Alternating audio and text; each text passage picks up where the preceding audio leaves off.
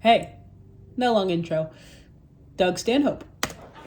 But there is an afterlife, and if I can give you any hope in this show, I have definitive proof of an afterlife. I didn't get weird or go religious on you. I'm not saying there's a God. I don't know what the afterlife entails.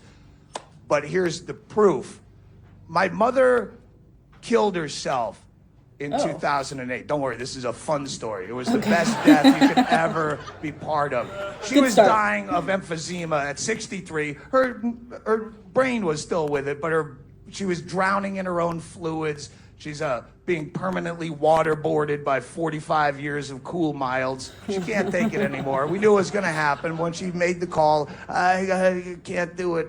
I'm like, all right, Ma, we'll do what we can. All right, Ma's gonna kill herself. I don't know what to do. Like, that's okay. We know it's gonna happen, but when you say we're gonna do it, I'm not gonna go buy you a fucking shotgun. Like, oh, have fun, Ma. So I don't know what to do. I don't kill people. Yeah. It's not something. Like, I fantasize about it. If my mother were Nancy Grace, I'd have been all over it. Like, I have plans, but my mother was a great person. It's not Nancy. So I'm like, how do we do this right? So I called my lawyer. I have 3 lawyers. We're Jewed up big with lawyers in LA for this shit, all the camera people and recording contracts. Then I have my local Bisbee attorney that helps me with, like, I got married when I was 20 and I had 24 years of marital bliss till I remembered, oh fuck, I never divorced that girl I drunkenly married in Vegas. That's for another DVD. But then we have our 3rd lawyer who's a comedy fan. He's our, like, wink wink, nudge nudge, Saul Goodman from Breaking Bad attorney. Need one of those. He those. handles all the creepy shit. Like when me and Andy are up late at night doing blow and thinking of call Kirshner, see how much jail time we could we go to prison if we actually did this? He's that guy. So I called him knowing he'd hook me up with a doctor on the down low, as we say in the black community as a black person. That's not what that means. He gave me the number to a doctor, and I go, hey, my mother's gonna cash out and I don't know what to do. Funny. He said, what do you have? I go, I got Xanax out the ass. On the border, you can get all the fucking Xanax you want. He's like, that's no good, that's anti-anxiety. Does she have hospice care? Yeah, she does. Then she should have morphine. Ma, you got morphine? Yeah, I got morphine. All right, she's got morphine. We worked out the dosages and the milligrams, and he goes, if she has 30 of those, that's enough to kill any human being on the planet. She had fucking 90. I'm like, oh, okay, we're good. Okay, we never talked, remember that. Okay, doc. So I'm like, all right, we're gonna do this. First of all, bring her to my house, because she lived in 300 square feet of hoarder paradise, old electric bills with spider webs all cramped. Like, it's depressing enough if you're gonna help your mother kill herself, but we're gonna go to my house. We'll tidy up. So we set her up with a hospital bed in the living room. She had been AA off and on for my whole life. She had, at this point, been 4 years sober. And I'm like, you're not gonna kill yourself sober, right? You can't take those chips with you. She's like, yeah, you're right. Why would I do that? That's dumb.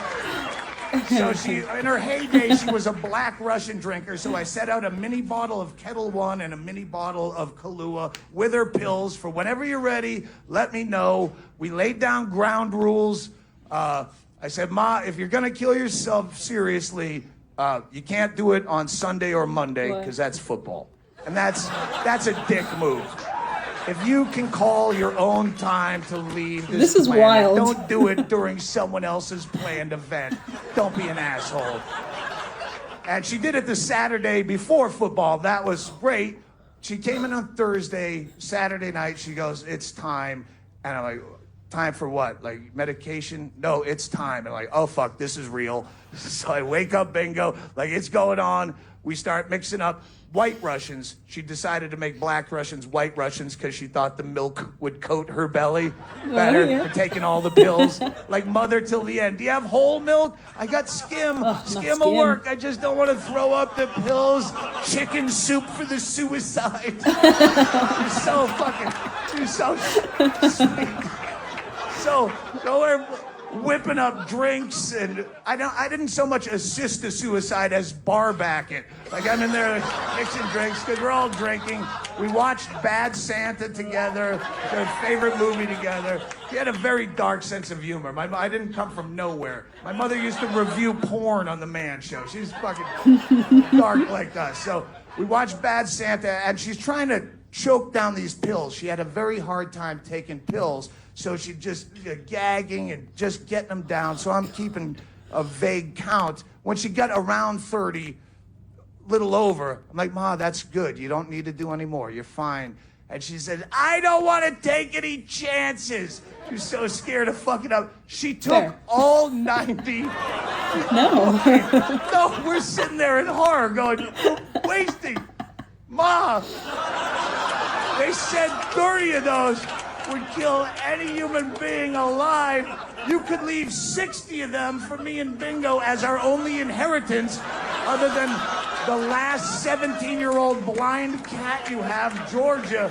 Yeah, you're gonna have 60 morphines to have spontaneous memorials for Mother every here and again. Remember Mom? Papa Morphine. Woo! What a great lady. What a crazy old bitch. No, hoarder till the end, all fucking 90. I love his suit. And then we fucked with her. All right, I remember her last words as she's coming in and out, because we're just goofing on her as she's doing this, as she's fading in and out. I didn't even know if she'd respond. She was just hammering cocktails. And she's laying there, half in, half out, with a White Russian on her chest that she'd occasionally get to her mouth and it'd spill. You know when you come off the wagon, you hit it fucking hard. And it's pretty bad when you're trying to keep up drinking with an 83-pound, 63-year-old woman. And I go, wow, you're really knocking those back, Ma. And she goes, there's times to be dainty and there's times to be a pig. And we all laugh. True. And this is Mother's problem throughout her life. She was a funny lady sporadically, but when she would get a laugh, she would just hammer it and overtag it and repeat the joke. Like, just I could keep getting a laugh off the same joke and it would ruin the joke. And when we all laughed at there's times to be a pig, I saw her go into, and I go, shut your fucking mouth. Those are perfect last words. You're not gonna ruin this joke. Cut the mic on Mother. And then we just roasted her as she fell in and out. We just did a Friars Club roast, making fun of her and making it a fun, dark suicide. Ma, wait! They found a cure! I love you. I was a bad mother. I love you. At one point, I remember I said, Ma, if there's any kind of white light situation, that other side that you get to, if you can communicate with us Houdini style, see if there's any way that you can make the Saints cover 8 points at Oakland tomorrow. Did you bet? Because I have money on the game. And they did. The Saints fucking blew them out. October 12, 2008. The Saints won 34-3. I'm not saying that's proof of an afterlife. That was just $40 that I won. Proof of the afterlife is this. What?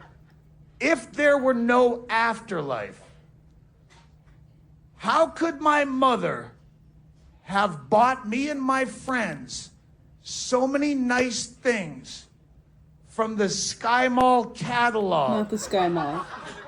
on her credit card 4 days after she'd passed How is he saying this? from this earth? Answer me that, Your Honor. Answer me that. That is illegal. In fact, I'd like to enter these credit card receipts into evidence against the advice of my attorney. Look at that. 4 days. I had to swear on your Bible just to testify in my own defense. Your silly fake Jesus only lasted 3 days before he ran out of that cave like a pussy. My mother, 4 days, relaxing up there. She's drunk eBaying like I do. Wild.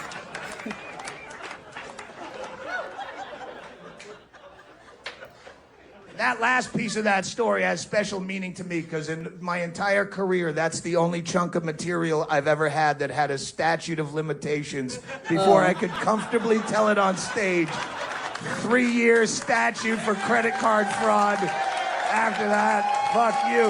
I'll have to look into that. I think it's more. Mother didn't want some silly gravestone. That doesn't do anything. Mother wanted me to have a voice-activated, remote control R2-D2 doll. That was very unexpected. First time listening to Doug Stanhope, I loved it. That story was beautifully dark. And it felt like a true story, so shout out to whoever requested this to me. Thank you. Some people get offended with jokes that talk about death. I'm not one of those people, at all. And it was weirdly heartwarming. She died with her son, drinking, watching Bad Santa. It could be worse. There's a worse way to go. Many. I'm not doing that for anyone, though. Even my mom. I don't have a Saul Goodman.